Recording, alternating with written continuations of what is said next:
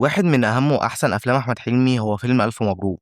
فالنهاردة هنتكلم عن فيلم ألف مبروك وهنعرف ليه الفيلم ده ممكن يغير تفكيرك عن الموت، وهل القدر فعلا بيتغير، وهل الإنسان يقدر يغير مصيره ولا يقدر يغير نفسه وطريقة تعامله مع الناس. كل دي وأسئلة أكتر الفيلم ده بيطرحها والنهاردة هنجاوب عليها.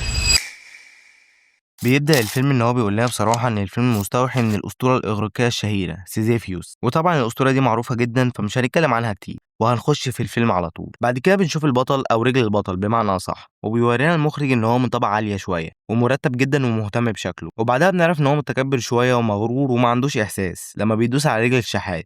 وبعد كده الكاميرا بتلف من رجل احمد لوشه، ودي معموله عشان توريك هويه احمد وتقديمه تدريجيا. وساعتها بيجي زميل احمد في الشغل وبيقول له ان هو مرتبه ممكن يقل، فبيقول له ان هو هيرفد 5 موظفين عشان بس مرتبه ما يقلش. يعني هو لحد دلوقتي طماع مغرور وما عندوش احساس، ولسه ما عداش 5 دقايق من الفيلم وبيجي تليفون لاحمد من ابوه وبيقول له ان هو عايز عربيته عشان يودي امه المستشفى، وبيرفض يديله العربيه وبيقول له يركب ميكروباص او تاكسي، اللي هو فعلا ما عندوش احساس. يعني بيقول له امك تعبانه وهو بيقول له اديها بميكروباص عادي. وبيبان ان شخصيته او تعامله مش مع الناس الغريبه بس، برضه مع عيلته. وبعد كده حبيبه احمد بتكلمه وبتقول له الساعه 12 وانه يتمنى امنيه اخر دقيقه في العزوبيه، واحمد بيتمنى انه يعيش لحد 100 سنه. وبعدها بتلف الكاميرا وبنشوف الساعه 12، وحرفيا هنا بيبدا الفيلم وبتبدا حياه احمد تتغير. المهم ان بعدها ام احمد بتصحيه وبتقول له يقوم يجهز عشان فرحه النهارده، ولكن بيتفاجئ احمد لان امه بتقول له الساعه 10 وساعته واقفه على 12. وبتبدا المصايب، واولها لما الراجل اللي بيصطاد عصافير بيجيب طلب شباكه، وبعدها بيلاقي الميه قطعه. وبعدها بقى احمد بيقول له ان هو اللي عمل له فرحه وانه بيدفع قسط عربيته، وبيقول له ان فلوسه ناقصه. وبيتخانق مع اخته عشان فستانها مفتوح، وبيتعور في صباعه، وبيجي عشان يركن حد بيركن مكانه. وبعد كده وهو ماشي بالعربيه بيلاقي واحد عامل حادثه، والناس بيقولوا له انت اللي خبطته ولبسها له. وبعد كده احمد بيروح يقعد مع صاحبه كريم وبياكل جمبري، وبيحكي له كريم عن صاحبته اللي عرفها من على النت. ولكن احمد بيقول له ان كل البنات اللي على النت يعني مش عارف اقولها ازاي بس مش كويسين يعني. المهم ان احمد بيرجع البيت وامه بتقول له ان ابوه تعبان، ولكن احمد ما بيهموش والمهم عنده ان فرحه يكمل. وبيروح احمد القاعه، ولكن بتحصل المفاجاه لما بتيجي الساعه 12 وعربيه كبيره بتخبطه. وبعدها احمد بيصحى تاني يوم وكل حاجه بتتكرر معاه، من اول دخلة امه عليه ولما خالته بتبارك له، ومن الميه اللي بتبقى قطعه برضه، وخناقته مع اخته لما بيروح الشغل بيشوف صاحبه وهو بيتكلم عليه بطريقه وحشه وبيخش يواجهه. وبيبدا احمد يفهم ويدرك ان اليوم بيتعاد، وبيروح قبل الراجل اللي بيعمل حادثه وبيشوف الراجل وهو بيخبطه، بس برضه الناس بيلبسوها له. وبعدها بيركب مع سواق التاكسي اللي ركب معاه قبل كده، بس بيتفاجئ ان هو مش عارفه، فبيتاكد ان فعلا اليوم بيتعاد. وبيروح لكريم صاحبه وبيحكي له على اللي حصل معاه. وبعد كده بيعرف احمد ان امه بتاخد ترامادول، وبيروح احمد الفرح، بس بيخلوا باله المره دي ما بيموتش بالعربيه، ولكن برضه بتقع عليه اليافطه وبيموت.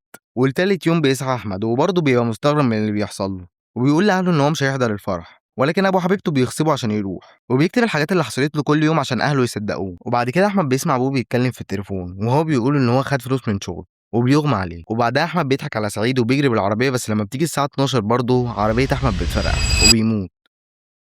وبعدها بيسأل أحمد تاني أو تالت أو رابع، بُص هو صحي كتير أوي النهارده. المهم إن هو بيشوف الورق اللي كان كاتبه، بس ما بيلاقيش أي حاجة في الورق، وبرضه كل حاجة بتتكرر، بس خلاص أحمد بيتعود تقريبًا. وبعدها بينزل يقعد أحمد مع كريم، وبيقول له كريم يغيّر الواقع، لأن الواقع ده بسببنا إحنا، بس القدر ما بيتغيرش. بس نقف هنا لحظة بقى، هل فعلًا هو معاه حق والقدر ما بيتغيرش؟ ده هنجاوب عليه قدام. وبيسمع كلام أحمد، بس بييجي أوتوبيس وبيخبطه وهو قاعد على الكرسي، وبينزل يقابل أحمد كريم في بيته، وبيشوف أحمد من على كمبيوتر كريم فيديو جايب الأوضة بتاعته، ودي حاجة مهمة أوي هنحتاجها قدام. وبعدها لما بتيجي برضه الساعة 12 أحمد بيموت، وبيصحى بيلاقي أخته بتكلم صاحبه كريم وبيضربها. وحرفيا أحمد بيتجنن وبيعرف أمه إن هو عارف إنها بتاخد ترامادول، وبيتعصب أوي وبيكسر الكمبيوتر وبيتخانق مع أي حد بيشوفه، وبيروح عشان ياخد حقه من كريم، ولكن بيقتله برضه كريم بالغلط. ولما بيصحى بينزل يقابل كريم وبيقعده على الكرسي عشان الأتوبيس يجي يخبطه، ولكن الأتوبيس بيخبطه هو. وبيصحى وبينزل الشارع يتمشى وبيتخيل حاجات غريبة جدا، ولكن بيطلع فوق مبنى عالي وبينط، وبيروح المستشفى وبيموت فيها لما بتيجي الساعة 12. وعشان هو ساذج شوية فكر إنه لما يسافر بره البلد مش هيحصل له حاجة، ولكن برضه بتيجي الساعة 12 والطيارة بتفرقع. وبيصحى بس المرة دي بياخد الأمور بشكل عادي وبيتعامل معاها عادي جدا، وده لأن خلاص فاهم إن كده كده آخره هيموت،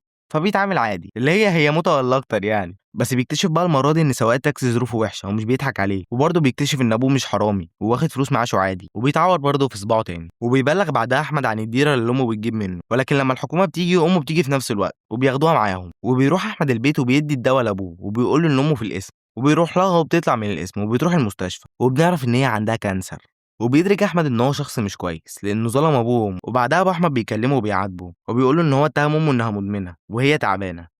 واتهمه برضه إن هو حرامي وهو مش كده، وأحمد بيزعل جدًا لإنه فعلًا بيحس المرة دي إن هو غلطان. وبيصحى أحمد بس المرة دي على الكرسي مش السرير، وبيلاقي عادي ساعته شغالة، وبيلاقي أمه بتقول لأبوه ياخد فلوس علاجها ويدفع بيها قسط شقة أحمد، يعني كده هو عايش في حقيقة مش حلم ها. وبيلاقي المَيّة شغالة عادي، وبيخش على أخته وبيلاقيها بتكلم كريم، بس المرة دي بيلاقي إنها عايزة تقول له بس مش عارفة، وبعدها بيقول لأحمد لأمه إنها لازم تتعالج. وبيروح أحمد لأخته وبيخبط قبل ما بيخش المرة دي، وبيقول لها إن الفستان حلو وعاجبه، بس ثانية إيه علاقة إنك تغيّر مبادئك بإنك تغيّر نفسك؟ كان ممكن تكلمها بطريقة أحسن من طريقتك وبالراحة، وتقول لها تلبس فستان مش مبين حاجة زي الأول. المهم إن بعدها أخته هي اللي بتتعور مش هو. وبعد كده أحمد بيروح الشركة وبيتعامل بشكل حلو المرة دي مع صاحبه، والموظفين بيباركوا له، وبيروح عند مكان الحادثة وبيقفل على صاحب العربية وبيضربه وبينقذ الراجل، ولكن برضه الراجل بيموت، وبيروح يدفع فلوس معاش أبوه. وبعدها الكورة اللي كانت بتيجي في وش أحمد المرة دي جت في وش أبوه. وهنا الفيلم بيوصل لأقوى نقطة في النهاية. أحمد طول الفيلم كان بيحاول يهرب من اليوم اللي بيتكرر ويموت فيه كل مرة، لكن لما بدأ يفكر في أهله ويضحي بنفسه عشان ينقذهم حصلت المفاجأة. الحاجات اللي كانت بتحصل لأحمد بدأت تحصل لأفراد من عيلته، وكأن الفيلم بيقول إن المشكلة مش كانت في أحمد شخصيا، لكن في المصير اللي كان مستنيه هو وأهله، والتضحية بتاعته غيرت شكل النهاية بس ما قدرتش تلغيها، ودي حاجة كانت ذكية جدا في الفيلم. وبعدها أحمد بيحلق شعره عشان أمه وبيروح الفرح، وبعدها أهله هما اللي بيتأخروا، فبيفهم أحمد إنهم هما اللي هيموتوا وبيفاديهم وبيخلي النقل تخبطه هو. وبيخلص الفيلم بمقولة مهمة جدا: ما أعظم أن تكون غائبا حاضر، أن تكون حاضرا غائب. ودي معناها ببساطة إن الشخص ممكن ما يكونش موجود بجسمه، لكن تأثيره وسيرته موجودين في قلوب الناس، وده أفضل من شخص موجود بينهم لكن محدش حاسس بوجوده أو تأثيره. وده أصلا كان أحمد في الأول، وبعد كده بقى الذكرى بتاعته وتأثيره موجودين في قلوب الناس، أو على الأقل قلوب أهله. وبس كده نجاوب بقى على أسئلة الحلقة. أولا، ليه فيلم ألف مبروك ممكن يغير تفكيرك عن الموت؟ لأن الفيلم مش بيعرض الموت كنهاية وخلاص، لكنه بيخليك تفكر في قيمة الوقت وأهمية الناس اللي حواليك وإيه اللي ممكن تسيبه وراك من أثر. يعني الفيلم ممكن يغير نظرتك للموت، لأنه بيخليك تسأل نفسك لو عرفت إن وقتي محدود هل كنت هعيش بنفس الطريقة؟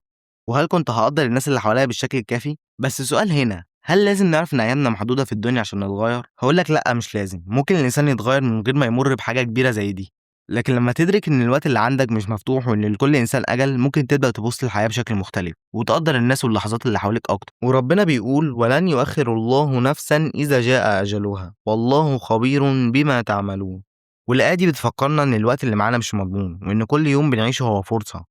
وعشان كده يمكن أهم حاجة الفيلم بيحاول يقولها مش إننا نخاف من الموت، لكن إن ما نستناش حاجة كبيرة تحصل عشان نبدأ نعيش صح. يعني قدر الناس اللي حواليك، قول اللي نفسك تقوله، واعمل الحاجة اللي نفسك تعملها، وصلي أكيد، لأن في النهاية مش مهم بس إنك عشت قد إيه، المهم عشت حياتك إزاي.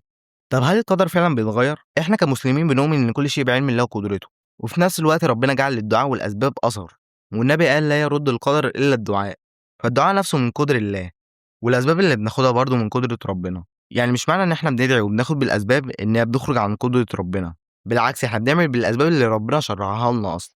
الدعاء والأسباب ممكن يكون ليهم أثر في اللي بيحصل لنا، وده كله أصلا داخل في قدرة الله وعلمه. يعني دعائك وسعيك مش خارجين عن قدرة ربنا، بس ليهم أثر أكيد. طب هل الإنسان يقدر يغير مصيره ولا يقدر يغير نفسه وطريقة تعامله مع الناس؟ عايز أقولك إن الاتنين دول مرتبطين ببعض، لأن الإنسان لو غير من نفسه وطريقة تعامله مع اللي حواليه كده هيغير مصيره.